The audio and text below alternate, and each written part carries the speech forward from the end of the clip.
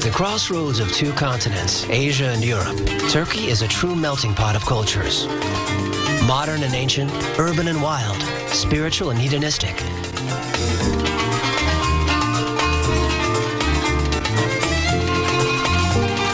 Turkey is an invitation to numerous journeys, journeys in time, and journeys for the senses. Turkey's past is expressed in its mosaics, in the remains of its ancient cities, in its Byzantine heritage, and in the splendor of the Ottoman culture. You're in Turkey. Sit down with a glass of tea. Listen to the call to prayer. Soak up the colorful atmosphere and get ready for a memorable journey.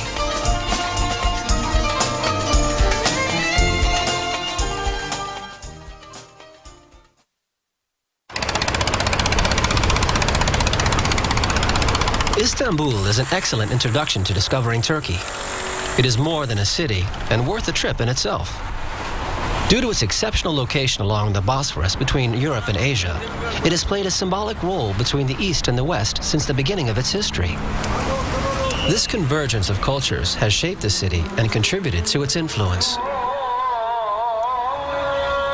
Byzantium, Constantinople, Istanbul, such mythical names for the same city.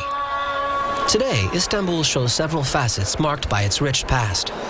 Hagia Sophia perfectly illustrates its history, written in successive layers. The basilica was built during the 6th century under the reign of Emperor Justinian to restore the splendor of the Roman Empire in the midst of Christianization. Inaugurated in 537, Hagia Sophia remained the largest church of the Christian world until the fall of Constantinople in 1453.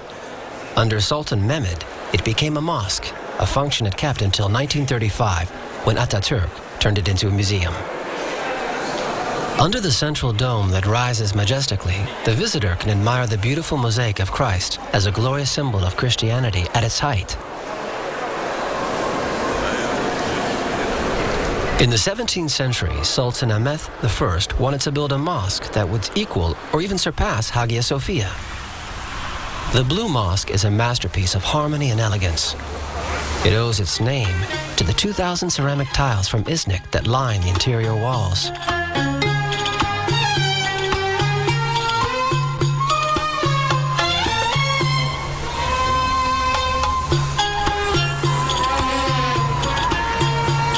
Near the major religious monuments, the Topkapi Palace was the residence of the Ottoman sultans for almost 4 centuries. They lived there with their entourage. The Fountain of Ahmet III, one of the city's most beautiful fountains, symbolizes the entrance to the palace. The palace has expanded over the centuries, but its overall layout, set around 4 courts, has not changed. The Ottomans followed the Byzantine tradition of isolating the monarch from the people.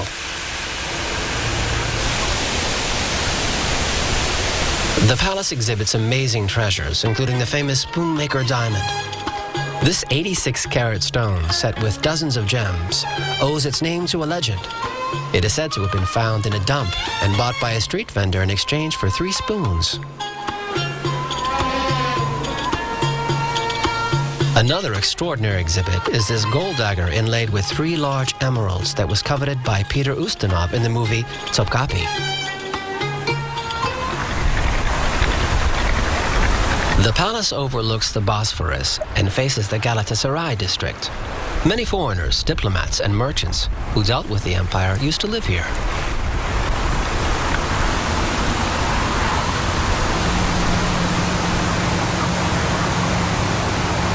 Four private pavilions for the Sultan occupy the 4th court. At the end of the tulip garden, 2 of them are particularly charming. The Yerevan Kiosk was built in 1635 to commemorate the conquest of Yerevan, today's Armenia, from Persia. And in the circumcision room, decorated with magnificent ceramic tiles, the sons of the sultans came to rest after the painful rite of passage.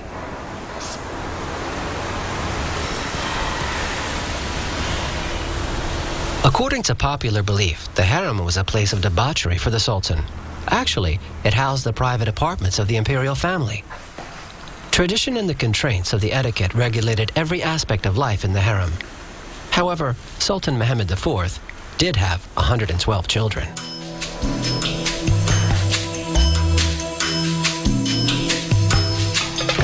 Four to 500 people could live in the harem.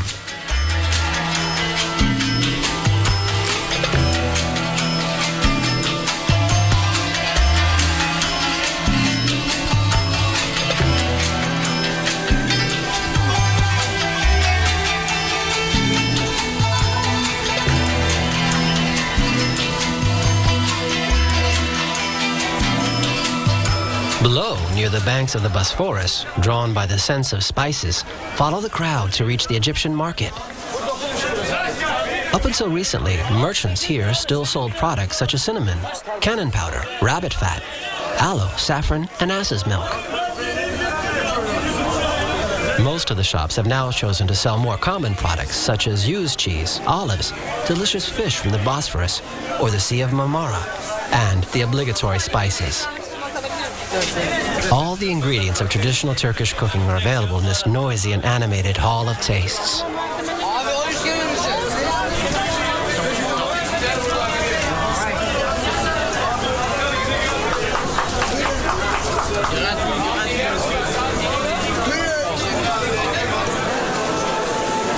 Here, no need to beg gourmets to taste all these sweets, from dates to lukums and the irresistible pastries.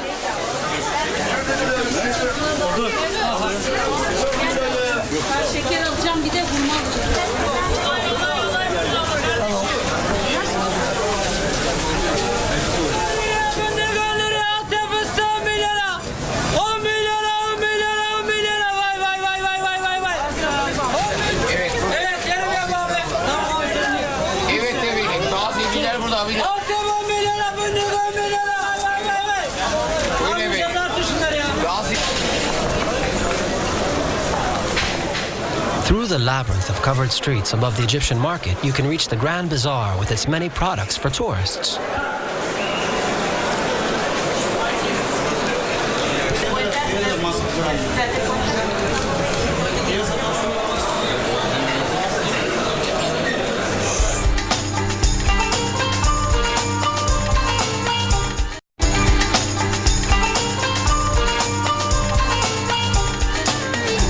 The Mosque of Suleiman the Magnificent welcomes visitors for a peaceful and quiet pause.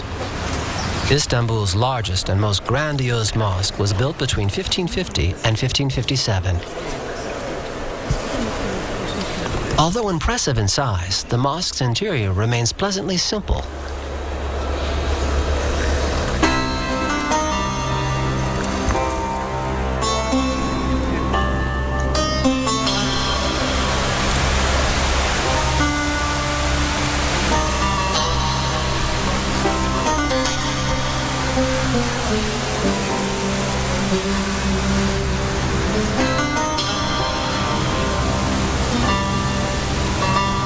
Built on one of the hills overlooking the Golden Horn, this remarkable landmark also offers a beautiful vista.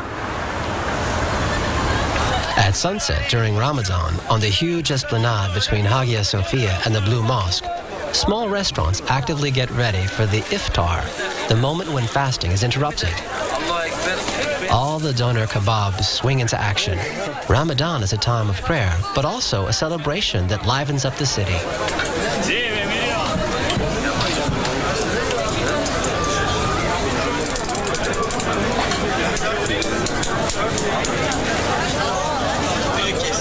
Abi çek burayı da çek abi çek burayı da çek. Usta bu sarmayı çek bu sarmayı çek. Neyi çekeyim? Adam kaptırmış kendini sen çek. After a long day of fasting without drinking nor eating, the Muslims here are waiting for the muezzin to light up the minarets and to begin to sing. Family members and friends can start to celebrate.